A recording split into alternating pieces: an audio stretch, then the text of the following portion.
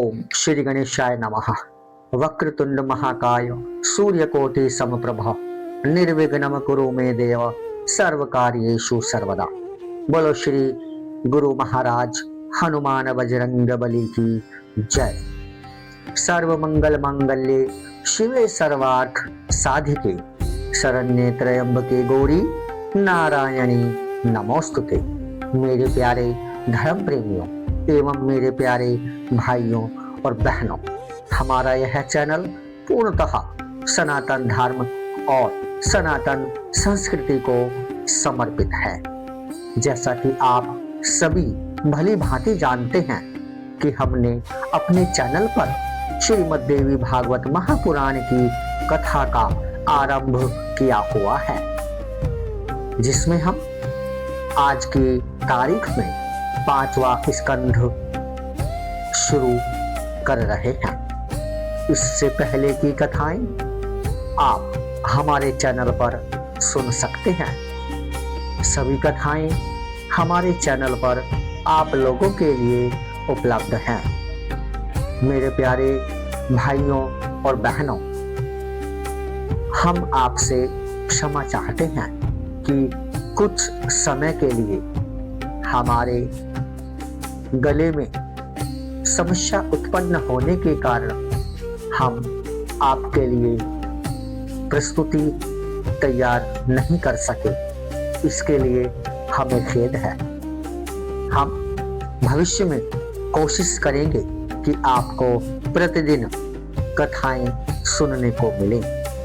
तो इससे पहले की कथा में हमने आपको श्रीमद् देवी भागवत महापुराण के 5वें स्कंध के अध्याय 9 और अध्याय 10 की कथा सुनाई थी, जिसमें हमने आपको सुनाया था कि देवताओं द्वारा माँ भगवती को आयुध और आभूषण समर्पित करना तथा उनकी स्तुति करना, देवी का प्रचंड अट्टहास करना, जिसे सुनकर महिषासुर का उद्विग्न होकर अपने प्रधान सेनापति अर्थात अपने प्रधानमंत्री को देवी के पास भेजना। इसके बाद आपने कथा सुनी अध्याय 10, जिसमें देवी द्वारा महिषासुर के मंत्री को अपना उद्देश्य बताना तथा मंत्री का वापस लौटकर देवी द्वारा कही गई बातें महिषासुर को बताना। आज हम आपको श्रीमद् देवी भागवत महापुराण के 5वें स्कंध के अध्याय 11 और अध्याय 12 की पावन और पवित्र कथा सुनाएंगे, जिसमें हम सुनेंगे कि महिषासुर का अपने मंत्रियों से विचार विमर्श करना और ताम्र को माँ भगवती के पास भेजना। इसी के साथ हम 5वें स्कंध के अध्याय 12 की कथा सुनेंगे, जिसमें देवी माँ के अट्टहास से भयभीत होकर ताम्र का महिषासुर के पास भाग आना, महिषासुर का अपने मंत्रियों के साथ पुनः विचार विमर्श तथा दुर्धर दुर्मुख और बाष्कल की गर्भोन्नति करना। इन कथाओं को हमने आज का शीर्षक दिया है देवी भगवती जगदम्बिका एवं ताम्र राक्षस का संवाद। तो आइए मेरे प्यारे भाइयों और बहनों, आप लोगों का ज्यादा समय ना लेते हुए हम आरंभ करने जा रहे हैं श्रीमद् देवी भागवत महापुराण के 5वें स्कंध के अध्याय 11 और अध्याय 12 की ये पावन कथा। सर्व मंगल मांगल्ये शिवे सर्वार्थ साधिके शरण्ये त्र्यंबके गौरी नारायणी नमोस्तुते। श्री जगदम्बिकाये नमः। श्रीमद् देवी भागवत महापुराण 5वां स्कंध अध्याय 11। महिषासुर का अपने मंत्रियों से विचार विमर्श करना और ताम्र को माँ भगवती के पास भेजना। व्यास जी बोले, मंत्री की यह बात सुनकर मदोन्मत्त राजा महिषासुर अपने वयोवृद्ध मंत्रियों को बुलाकर उनसे यह वचन कहने लगा। राजा बोला, हे मंत्रीगण, आप लोग निर्भीकता पूर्वक मुझे शीघ्र बताएं कि इस समय मुझे क्या करना चाहिए। आप लोग इस कार्य में प्रवीण हैं, साथ ही साम तथा दंड आदि नीतियों में भी कुशल हैं। कहीं देवताओं के द्वारा रची गई शांबरी माया के रूप में तो यह नहीं आई हुई है। अतः आप लोग मुझे यह बताएं कि इस समय किस नीति का सहारा लिया जाए। मंत्रीगण बोले, हे नरपश्रेष्ठ, बुद्धिमान लोगों को सदा सत्य और प्रिय बोलना चाहिए तथा सम्यक विचार करके हितकर कार्य करना चाहिए। हे राजन, सत्य वचन कल्याणकारी होता है और प्रिय वचन प्राय अहितकर होता है। इस लोक में अप्रिय वचन भी मनुष्यों के लिए उसी प्रकार हितकारक होता है जैसे औषधि अरुचिकर होते हुए भी मनुष्यों के रोगों का नाश करने वाली होती है। हे पृथ्वीपते, सत्य बात को सुनने तथा मानने वाला दुर्लभ है। सत्य बोलने वाला तो परम दुर्लभ है, किंतु चाटुकारितापूर्ण बातें करने वाले बहुत से लोग हैं। हे राजन, इस गूढ़ विषय में हम लोग कुछ कैसे कह सकते हैं, और फिर इस त्रिलोकी में भविष्य में होने वाले शुभ अथवा अशुभ परिणाम के विषय में कौन जान सकता है। राजा बोला, आप लोग अपनी अपनी बुद्धि के अनुसार अलग अलग विचार प्रकट करें। जिसका जो भाव होगा उसे सुनकर मैं स्वयं विचार करूंगा, क्योंकि बुद्धिमान पुरुषों को चाहिए कि अनेक लोगों के मंतव्य सुनकर और फिर उन पर बार बार विचार करके उनमें से अपने लिए जो कल्याणप्रद हो उसी काम को करें। व्यास जी बोले, उसकी यह बात सुनकर महाबली विरूपाक्ष राजा महिष को प्रसन्न करते हुए शीघ्र कहने लगा। विरूपाक्ष बोला, हे राजन, वह बेचारी स्त्री मदमत्त होकर जो कुछ बोल रही है उन बातों को आप केवल धमकी भर समझें, यह जानते हुए कि झूठ और साहस स्त्रियों की आदत होती है। भला कौन एक स्त्री के कहे हुए युद्धोन्मादी कठोर वाक्यों से डरेगा, अर्थात भला कौन एक स्त्री के द्वारा युद्ध की कठोर बातों से डरने वाला है। हे राजन, तीनों लोकों पर विजय प्राप्त करके भी आप स्त्री के भय से ग्रस्त हो गए हैं। उसकी अधीनता स्वीकार कर लेने पर इस लोक में अवश्य ही आप जैसे वीरों की अपकीर्ति होगी। अतः हे महाराज, मैं अकेला ही उस चंडिका से युद्ध करने के लिए जा रहा हूं और उसे निश्चित रूप से मार डालूंगा। अब आप भयमुक्त हो जाएं।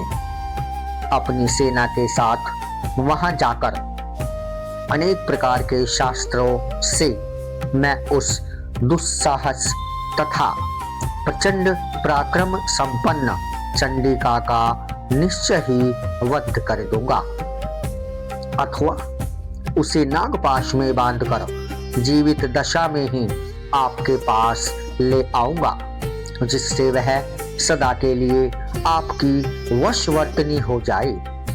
हे राजन, अब आप मेरा पराक्रम देखिए। व्यास जी बोले, विरूपाक्ष की बात सुनकर दुर्धर ने कहा, हे राजन, बुद्धिमान विरूपाक्ष ने यथार्थ बात कही है। प्रतिभा संपन्न आप अब मेरी भी उत्तम बात सुन लें। अनुमान से ऐसा प्रतीत होता है कि सुंदर दांतों वाली यह स्त्री कामातुर है।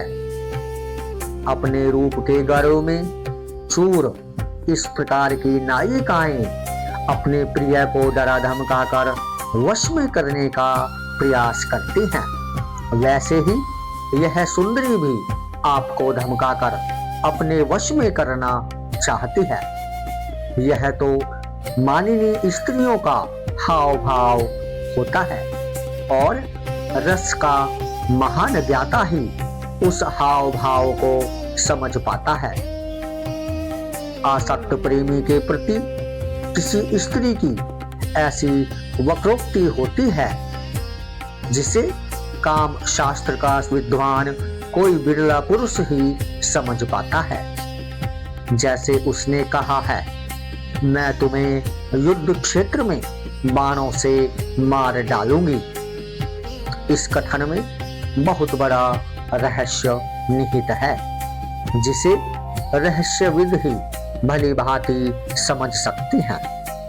माननीय स्त्रियों के बाण तो उनके कटाक्ष ही कहे गए हैं और हे राजन, उनके व्यंग्यपूर्ण वचन दूसरे पुष्पांजलिमय बाण हैं, क्योंकि कटाक्ष को छोड़कर वह अन्य प्रकार के बाण भला आप पर क्या चला सकेंगी। जब ब्रह्मा, विष्णु, महेश आदि में आप पर बाण चलाने की शक्ति नहीं है, तब वैसी स्त्रियों में अन्य बाण चलाने की शक्ति कहाँ है। उसने अमात्य से जो कहा था, हे मंद, मैं तुम्हारे राजा को अपने नेत्र बाणों से बेद डालूंगी। इस कथन का तात्पर्य उन रस ज्ञान से विहीन मंत्री ने विपरीत ही समझ लिया था। उन्होंने प्रधान अमात्य से जो कहा था कि मैं तुम्हारे स्वामी को रणमयी सैया पर गिरा दूंगी, इस कथन का तात्पर्य उस स्त्री के द्वारा विपरीत रति क्रीड़ा का किया जाना समझना चाहिए। साथ ही उसने जो यह बात कही थी कि मैं उन्हें प्राणहीन कर दूंगी, तो हे राजन, पुरुषों में वीर्य को ही प्राण कहा गया है। अतः उस स्त्री के कथन का तात्पर्य आपको वीर्यहीन कर देने से है, इसके अतिरिक्त दूसरी बात नहीं। हे राजन, व्यंग भरे इस कथन के द्वारा वह सुंदरी आपको पति के रूप में वर्ण करना चाहती है। रस शास्त्र के विद्वानों को विचार पूर्वक इस कथन का अभिप्राय भली भांति जान लेना चाहिए। हे महाराज, ऐसा जानकर आपको उसके प्रति रसमय व्यवहार करना चाहिए। हे राजन, साम अर्थात प्रियवचन और दान अर्थात प्रलोभन आदि, ये ही दो उपाय उसे वश में करने के हैं। इनके अतिरिक्त कोई दूसरा उपाय नहीं है। रुष्ट अथवा मदगर्वित कोई भी माननीय स्त्री इन उपायों से वशवर्तिनी हो जाती है। उसी प्रकार के मधुर वचनों से प्रसन्न करके मैं उसे आपके पास ले आऊंगा। हे राजन, बहुत कहने से क्या लाभ, अभी वहां जाकर मैं उस स्त्री को एक दासी की भांति सदा के लिए आपके वश में कर दूंगा। व्यास जी बोले, दुर्धर की यह बात सुनकर तत्वविद ताम्र बोला, हे राजन, अब आप मेरे द्वारा कही गई बात सुनिए, जो तर्कयुक्त, धर्म से ओतप्रोत, रसमय तथा नीति से भरी हुई है।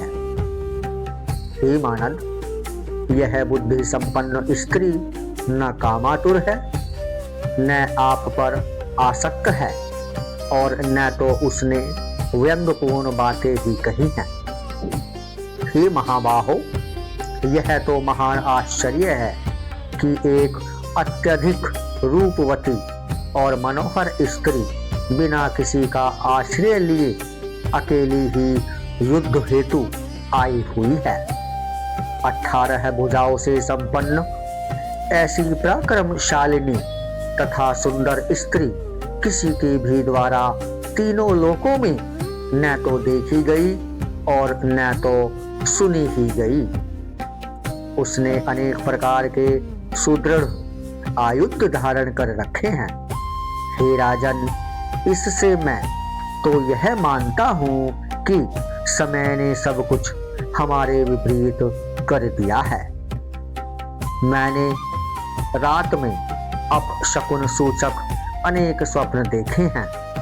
इससे मैं तो यह समझता हूँ कि अब निश्चय ही हमारा विनाश आ चुका है।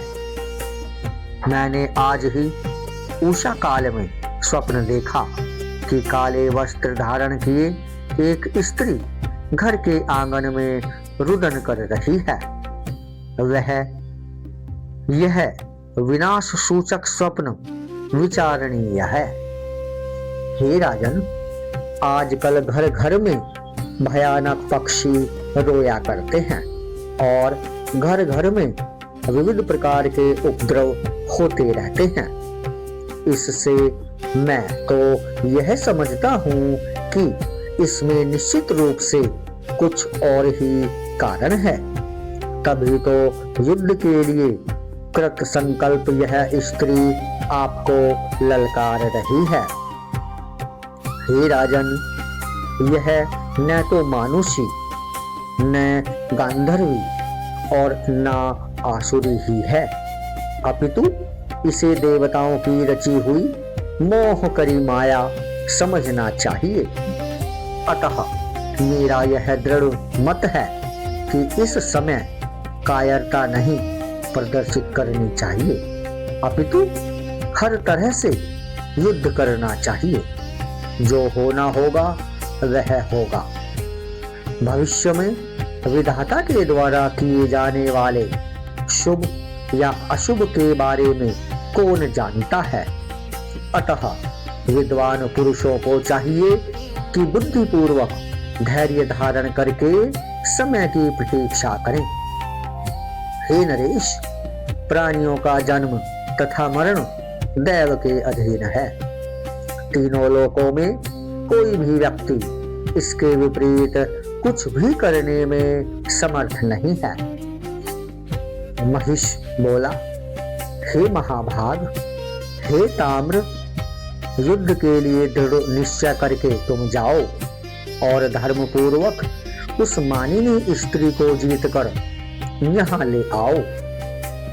यदि संग्राम में वह स्त्री तुम्हारे अधीन ना हो सके तब तुम उसे मार डालना, नहीं तो जहां तक संभव हो प्रयत्न पूर्वक उसका सम्मान करना। हे सर्वज्ञ, तुम पराक्रमी तथा काम शास्त्र के पूर्ण विद्वान हो, अतः किसी भी युक्ति से उस सुंदरी पर विजय प्राप्त करना। हे वीर, हे महाबाहो, विशाल सेना के साथ तुम वहां शीघ्रता पूर्वक जाओ और वहां पहुंचकर बार बार चिंतन मनन करके इसका पता लगाओ कि यह किस लिए आई हुई है। तुम यह भी ज्ञात करना कि वह काम भाव अथवा वैर भाव किस भाव से आई है और वह किसकी माया है। आरंभ में इन बातों की जानकारी कर लेने पर तुम यह पता करना कि वह क्या करना चाहती है। तत्पश्चात उसकी सबलता तथा निर्बलता को भली भांति समझकर ही उसके साथ तुम युद्ध करना। तुम उसके समक्ष न तो कायरता प्रदर्शित करना और न बिल्कुल निर्दयता का ही व्यवहार करना। उसकी जैसी मनोदशा देखना, उसी के अनुसार उससे बर्ताव करना।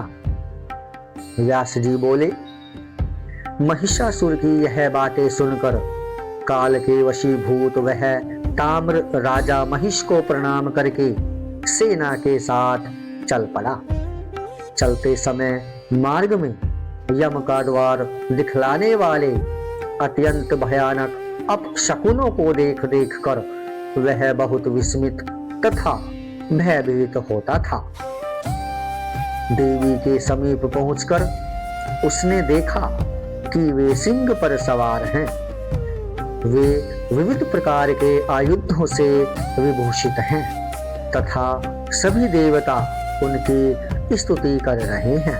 बोलो श्री जगदम्बिके मैया की जय, बोलो दुर्गे माता की जय, बोलो श्रीमद् देवी भागवत महापुराण की जय। इसके बाद उस ताम्र ने विनम्र भाव से खड़े होकर सामनीति का आश्रय लेकर मधुर वाणी में शांति पूर्वक देवी से यह वचन कहा, हे देवी, दैत्यों के अधिपति तथा विशाल सिंगों वाले राजा महिष आपके रूप तथा गुण पर मोहित होकर आपसे विवाह करने की अभिलाषा रखते हैं। विशाल नयनों तथा सुकुमार अंगों वाली हे सुंदरी, देवताओं के लिए भी अजेय उन महिष से आप प्रेम कीजिए और उन्हें पति रूप में प्राप्त करके अद्भुत नंदन वन में विहार कीजिए। सभी प्रकार के सुखों के निधान स्वरूप इस सर्वांग सुंदर शरीर को प्राप्त करके हर तरह सुख भोगना चाहिए और दुख का तिरस्कार करना चाहिए। यही बात सर्वमान्य है। हे करभोरु, आपने अपने हाथों में ये आयुध किस लिए धारण कर रखे हैं? कमल के समान कोमल आपके ये हाथ तो पुष्पों के गेंद धारण करने योग्य हैं। भौह रूपी धनुष के रहते आपको यह धनुष धारण करने से क्या प्रयोजन है? और जब आपके पास ये कटाक्ष रूपी बाण हैं, तो फिर व्यर्थ बाणों को धारण करने से क्या लाभ? इस संसार में युद्ध दुखदायी होता है, अतः ज्ञानी जन को युद्ध नहीं करना चाहिए। राज्य तथा धन के लोलुप लोग ही परस्पर युद्ध करते हैं। पुष्पों से भी युद्ध नहीं करना चाहिए, फिर तीक्ष्ण बाणों से युद्ध की बात ही क्या? अपने अंगों का छिद जाना भला किसकी प्रसन्नता का कारण बन सकता है? अतः हे तनवंगी, आप कृपा करें और देवताओं तथा दानवों के द्वारा पूजित मेरे स्वामी महिष को पति के रूप में स्वीकार कर लें। वे आपके सभी वांछित मनोरथ पूर्ण कर देंगे और उन्हें पति रूप में पाकर आप सदा के लिए उनकी पटरानी बन जाएंगी, इसमें संदेह नहीं है। हे देवी, आप मेरी बात मान लीजिए, इससे आपको उत्तम सुख मिलेगा। कष्ट पाकर भी संग्राम में विजय का संदेह बना रहता है, इसमें संशय नहीं है। हे सुंदरी, आप राजनीति भली भांति जानती हैं, अतः हजारों हजारों वर्षों तक राज्य सुख का भोग करें। आपको तेजस्वी पुत्र प्राप्त होगा, वह भी राजा बनेगा।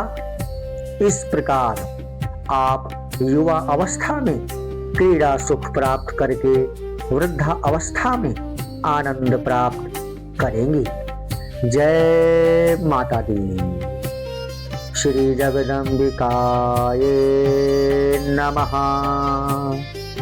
ओम ऐं ह्रीं क्लीं चामुंडाय विच्चे। मेरे प्यारे भाइयों और बहनों, मेरे प्यारे श्रद्धालु बंधुओं एवं मेरे प्यारे श्रोतागणों, आपसे हमारी एक प्रार्थना है। यदि आपने हमारे चैनल को सब्सक्राइब नहीं किया है तो कृपया करके आप हमारे चैनल को सब्सक्राइब करें। हमारी इन कथाओं को ध्यानपूर्वक प्रेम के साथ सुबह शाम सुनें। हमारी कथाओं को लाइक करें और कमेंट में अपने अमूल्य विचार अवश्य शेयर करें। आपका स्नेह और आपका समर्थन ही हमारी और हमारे चैनल की इस आध्यात्मिक यात्रा की सबसे बड़ी शक्ति है।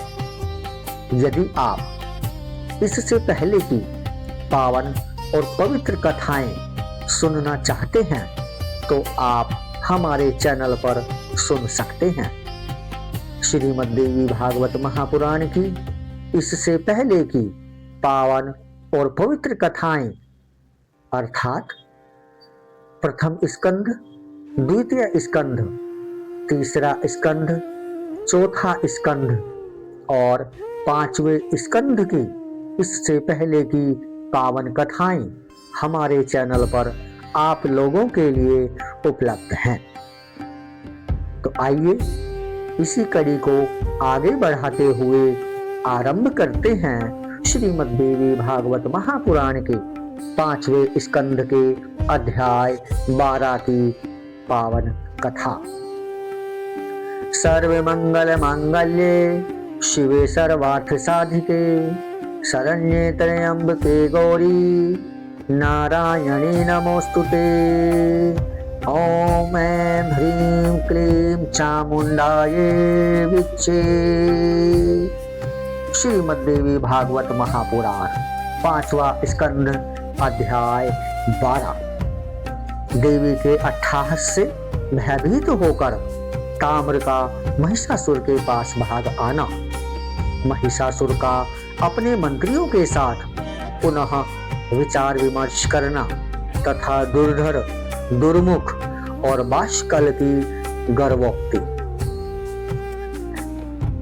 इसके बाद जैसे ही ताम्र माँ देवी से ये बातें कह रहा था कि आपको तेजस्वी पुत्र प्राप्त होगा, वह भी राजा बनेगा, इस प्रकार आप युवा अवस्था में क्रीड़ा सुख प्राप्त करके वृद्धा अवस्था में आनंद प्राप्त करेंगी। श्री व्यास जी बोले, उस ताम्र की ये सारी बातें सुनकर माँ भगवती जगदम्बिका मेघ के समान गंभीर वाणी में उससे हंसते हुए कहने लगी। देवी बोली, हे ताम्र, तुम अपने स्वामी महिष के पास जाओ और मरने को उद्यत, मंद बुद्धि, अति कामातुर तथा ज्ञान शून्य उस मूर्ख से कहो कि जिस प्रकार तुम्हारी माता महिषी घास खाने वाली, प्रौढ़ा, विशाल सींगों वाली, लंबी पूंछ वाली तथा महान उदर वाली है, वैसी मैं नहीं हूं। मैं न देवराज इंद्र को, न विष्णु को, न शिव को, न कुबेर को, न वरुण को, न ब्रह्मा को और न ही अग्निदेव को ही चाहती हूं। जब मैंने इन देवताओं की उपेक्षा कर दी, तब भला मैं एक पशु का उसके किस गुण से प्रसन्न होकर वर्ण करूंगी। इससे तो संसार में मेरी निंदा ही होगी। मैं पति का वर्ण करने वाली साधारण स्त्री नहीं हूं। मेरे पति तो साक्षात प्रभु हैं। वे सब कुछ करने वाले, सबके साक्षी, कुछ भी न करने वाले, इच्छा रहित, सदा रहने वाले, निर्गुण, मोह रहित, अनंत, निरालंब, आश्रय रहित, सर्वज्ञ, सर्वव्यापी, साक्षी, पूर्ण आश्रय वाले, कल्याणकारी, सबको आश्रय देने में समर्थ, शांत, सबको देखने वाले तथा सबकी भावनाओं को जानने वाले हैं। उन प्रभु को छोड़कर मैं मूर्ख महिष को अपना पति क्यों बनाना चाहूंगी? उससे कह देना, अब तुम उठकर युद्ध करो। मैं तुम्हें या तो यम का वाहन बना दूंगी अथवा मनुष्यों के लिए पानी ढोने वाला महिष बना दूंगी। अरे पापी, यदि जीवित रहने की तुम्हारी इच्छा हो तो शीघ्र ही समस्त दानवों को साथ लेकर पाताल लोक चले जाओ, अन्यथा मैं युद्ध में तुम सबको मार डालूंगी। इस संसार में समान कुल तथा आचार वालों का परस्पर संबंध सुखदायक होता है। इसके विपरीत बिना सोचे समझे यदि संबंध हो जाता है तो वह बड़ा दुखदायी होता है। अरे महिष, तुम मूर्ख हो जो यह कहते हो कि हे भामिनी, मुझे पति रूप में स्वीकार कर लो। कहाँ मैं और कहाँ तुम, सींग धारण करने वाले महिष? हम दोनों का यह कैसा संबंध? अतः अब तुम पाताल लोक चले जाओ अथवा मुझसे युद्ध करो। मैं तुम्हें बंधु बांधवों सहित निश्चय ही मार डालूंगी, नहीं तो देवताओं का यज्ञ भाग दे दो और देवलोक छोड़कर सुखी हो जाओ। व्यास जी बोले। ऐसा कहकर देवी ने बड़े जोर से अद्भुत गर्जन किया। वह गर्जन प्रलयकालीन भीषण ध्वनि के समान तथा दैत्यों को भयभीत कर देने वाला था। उस नाद से पृथ्वी कांप उठी और पर्वत डगमगाने लगे तथा दैत्यों की पत्नियों के गर्भ गिर गए।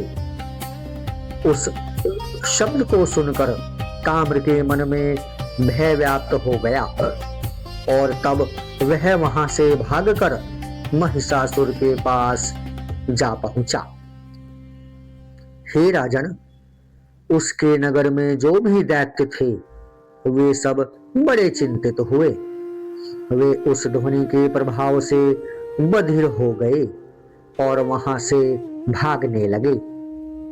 उसी समय देवी का सिंह भी क्रोधपूर्वक अपने अयालों अर्थात गर्दन के बालों को फैलाकर बड़े जोर से दहाड़ा। उस गर्जन से सभी दैत्य बहुत डर गए।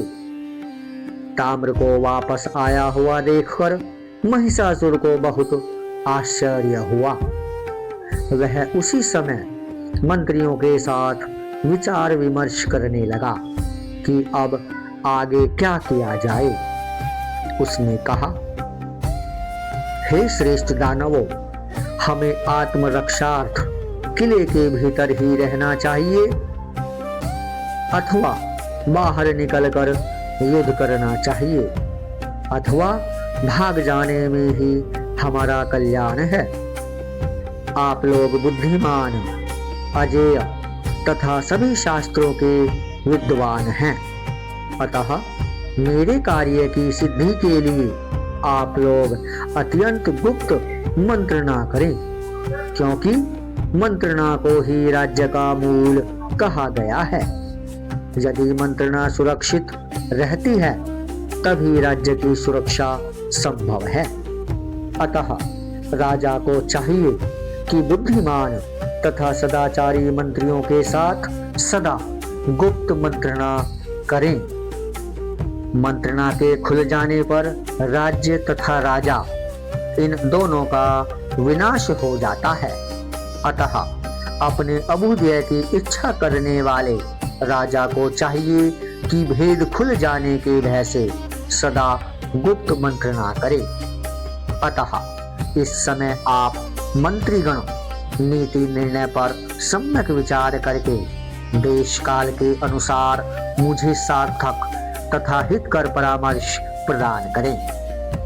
देवताओं द्वारा निर्मित जो यह अत्यंत बलवती स्त्री बिना किसी सहायता के अकेली ही यहाँ आई हुई है, उसके रहस्य पर आप लोग विचार करें। वह बाला हमें युद्ध के लिए चुनौती दे रही है, इससे बढ़कर आश्चर्य और क्या हो सकता है। इसमें मेरी विजय होगी अथवा पराजय, इसे तीनों लोकों में भला कौन जानता है। न तो बहुत संख्या वालों की ही सदा विजय होती है और न अकेला रहते हुए भी किसी की पराजय ही होती है। युद्ध में जय तथा पराजय को सदा दैव के अधीन माना जाना चाहिए। पुरुषार्थवादी लोग कहते हैं कि दैव क्या है, उसे किसने देखा है, इसीलिए तो बुद्धिमान उसे अदृष्ट कहते हैं। उसके होने में क्या प्रमाण है, वह केवल कायरों को आशा बंधाने का साधन है। सामर्थ्यवान लोग उसे कहीं नहीं देखते। उद्यम और दैव ये दोनों ही वीर तथा कायर लोगों की मान्यताएं हैं। अतः बुद्धिपूर्वक सारी बातों पर विचार करके हमें कर्तव्य का निश्चय करना चाहिए। व्यास जी बोले, राजा महिष की यह सार गर्भित बात सुनकर महायशस्वी विडालाख्य ने हाथ जोड़कर अपने महाराज महिषासुर से यह वचन कहा। हे राजन, विशाल नयनों वाली इस स्त्री के विषय में सावधानी पूर्वक बार बार यह पता लगाया जाना चाहिए कि यह यहाँ किस लिए और कहां से आई हुई है तथा यह किसकी पत्नी है। मैं तो यह समझता हूँ कि स्त्री के द्वारा ही आपकी मृत्यु होगी। ऐसा भली भांति जानकर सभी देवताओं ने अपने तेज से उस कमल नयनी स्त्री का निर्माण करके यहाँ भेजा है। युद्ध देखने की इच्छा वाले वे देवता भी आकाश में छिपकर विद्यमान हैं और अवसर आने पर युद्ध की इच्छा वाले देवता भी उसकी सहायता करेंगे। उस स्त्री को आगे करके वे विष्णु आदि प्रधान देवता युद्ध में हम सबका वध कर देंगे और वह स्त्री भी आपको मार डालेगी। हे नरेश, मैंने तो यही समझा है कि उन देवताओं का यही अभीष्ट है, किंतु मुझे भविष्य में होने वाले परिणाम का बिल्कुल भी ज्ञान नहीं है। हे प्रभु, मैं इस समय यह भी नहीं कह सकता कि आप युद्ध ना करें। हे महाराज, देवताओं के द्वारा निर्मित इस कार्य में कुछ भी निर्णय लेने में आप ही प्रमाण हैं। हम अनुयायियों का तो यही धर्म है कि अवसर आने पर आपके लिए सदा मरने को तैयार रहें अथवा आपके साथ आनंद पूर्वक रहें। हे राजन, अद्भुत बात तो यह है कि बलाभिमानी और सेना संपन्न हम लोगों को एक स्त्री युद्ध के लिए ललकार रही है। दुर्मुख बोला, हे राजन, मैं यह पूर्ण रूप से जानता हूँ कि आज युद्ध में विजय निश्चित रूप से हम लोगों की होगी। हम लोगों को पलायन नहीं करना चाहिए, क्योंकि युद्ध से भाग जाना पुरुषों की कीर्ति को नष्ट करने वाला होता है। इंद्र आदि देवताओं के साथ भी युद्ध में जब हम लोगों ने यह निंदनीय कार्य नहीं किया था, तब उस अकेली स्त्री को सामने पाकर उससे डरकर भला कौन पलायन करेगा। अतः अब हमें युद्ध आरंभ कर देना चाहिए। युद्ध में हमारी मृत्यु हो अथवा विजय, जो होना होगा वह तो होगा ही। यथार्थ ज्ञान वाले को इस विषय में चिंता की क्या आवश्यकता है। रणभूमि में मरने पर कीर्ति मिलेगी और विजयी होने पर जीवन में सुख मिलेगा। इन दोनों ही बातों को मन में स्थिर करके हमें आज ही युद्ध छेड़ देना चाहिए। युद्ध से पलायन कर जाने से हमारा यश नष्ट हो जाएगा। आयु के समाप्त हो जाने पर मृत्यु होनी तो निश्चित ही है। अतः जीवन तथा मरण के लिए व्यर्थ चिंता नहीं करनी चाहिए। व्यास जी बोले, दुर्मुख का विचार सुनकर बात करने में परम प्रवीण बाष्कल हाथ जोड़कर विनम्रता पूर्वक राजा महिषासुर से यह वचन कहने लगा।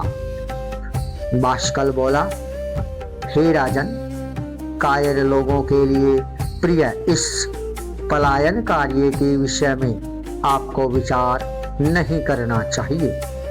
मैं उस चंचल नेत्रों वाली चंडी को अकेला ही मार डालूंगा। हमें सर्वदा उत्साह से संपन्न रहना चाहिए, क्योंकि उत्साह ही वीर रस का स्थायी भाव है।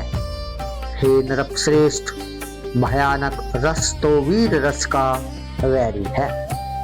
अतः हे राजन, भय का त्याग करके मैं अद्भुत युद्ध करूंगा। हे नरेंद्र, मैं उस चंडिका को मारकर उसे यमपुरी पहुंचा दूंगा।